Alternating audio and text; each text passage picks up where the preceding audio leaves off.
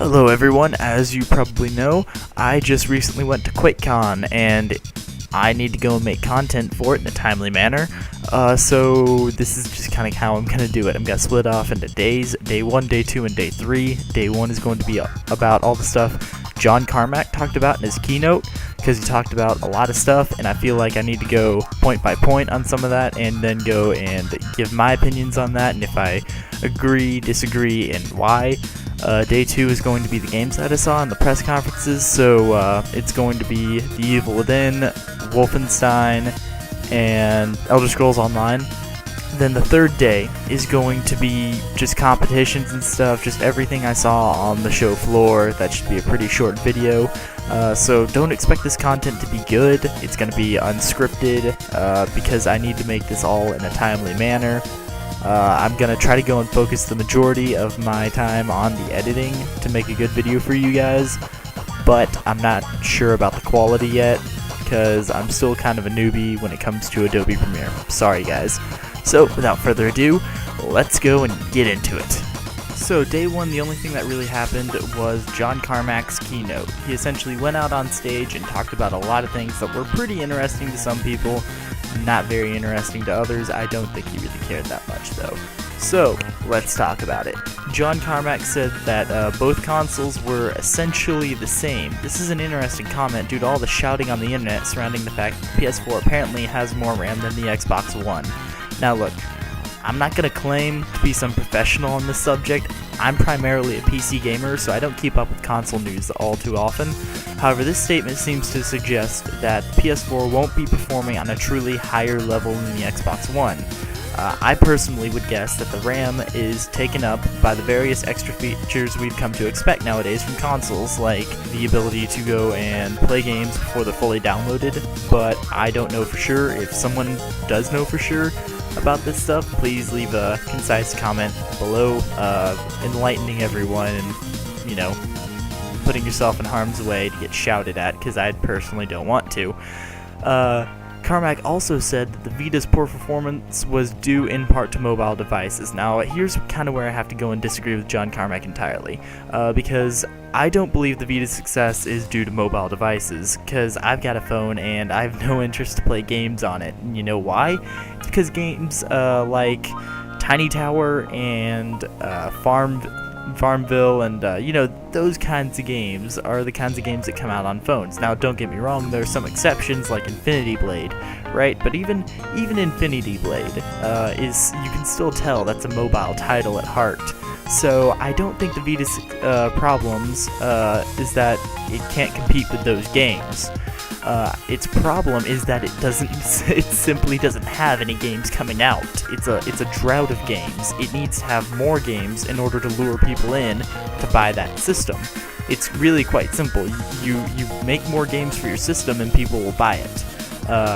The Wii U is having a similar problem, and I don't think that's attributed to mobile phones either, so I think John Carmack is kind of dead wrong on this. Not dead wrong, you know, I mean, I'm sure mobile phones in some way do contribute just a small amount to it, but the kind of people who would use mobile phone games as a replacement for real hardcore titles probably wouldn't be buying a PS Vita anyways. But hey, who knows, there's no real hard data to suggest otherwise, right? So John Carmack also said that Sony has made large strides. I think that this just kind of confirms what every developer has pretty much been saying, that Sony is a lot better to work with this console generation, and it makes sense because they kind of got slapped around in the last one. So it's good to see that another developer is coming out and saying, hey, Sony's better to work with, because that just means good competition, and that means we get better games, right? So John Carmack also went and ragged on the Kinect a bit, saying that he thinks the Kinect is flawed, and he called the Kinect a zero-button mouse with much more latency. That's a direct quote right there. And I gotta say, I gotta agree with John Carmack on this one, just wholeheartedly. I hate the Kinect. I can't stand that thing.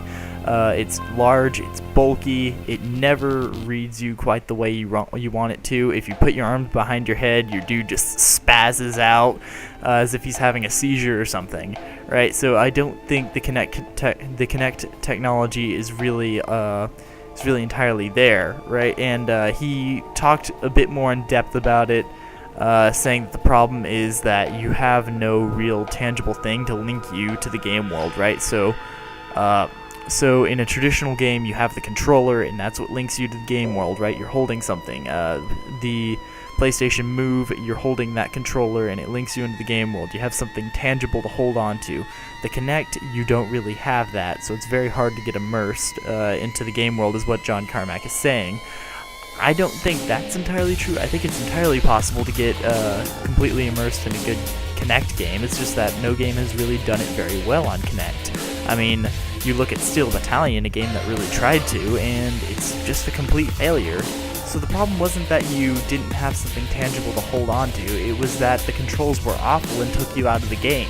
So I think if they were able to go and make a Kinect game with really good controls, which, yeah, I know, unlikely, right? With really good controls, you could really get immersed in a game world. The problem is that no one's really kind of figured out how to do that for a hardcore game yet. He said that Microsoft is still doing the same good things, so he seems to not be so much on Sony's side, but instead be more neutral to the whole thing, which I think is a smart way to go into it, because both of these consoles could change drastically in the next even year. I mean, compare the Xbox 360 now to the way it was back at launch. They look like completely new consoles. We have no idea how these consoles will change in the future, so it's very smart for him to stay neutral in this beginning part. I'm sure he'll, pick a preferred platform later on down the line, because his preferred platform last generation was Xbox 360 by far, but it was understandable then because development was kind of difficult for the PS3. Anyways, I think we've talked enough about consoles. Let's move on to the next topic. Oh, nope, never mind. He talked more about console-related things. So he also called development on Nintendo systems, the 3DS and Wii U specifically, unlikely. Now, I don't think this is a bad thing. I mean, I'm sorry all you Wii U owners out there, but there just aren't enough people adopting the Wii U, and they're getting out of the handheld stuff and mobile markets. So it's understandable that they wouldn't be developing anything for Nintendo platforms. For one, the Wii U is going to lag behind the PS4 and Xbox One quite significantly, so it wasn't smart for Nintendo to do that, to design their system in such a way to where it's just on par with PS3 and 360. That was really dumb on their part, so I understand why it isn't wanting to develop on those systems. They just won't sell too much on the Wii U, and they're wanting to get out of handheld and mobile spaces. So I'm personally not surprised by this one bit.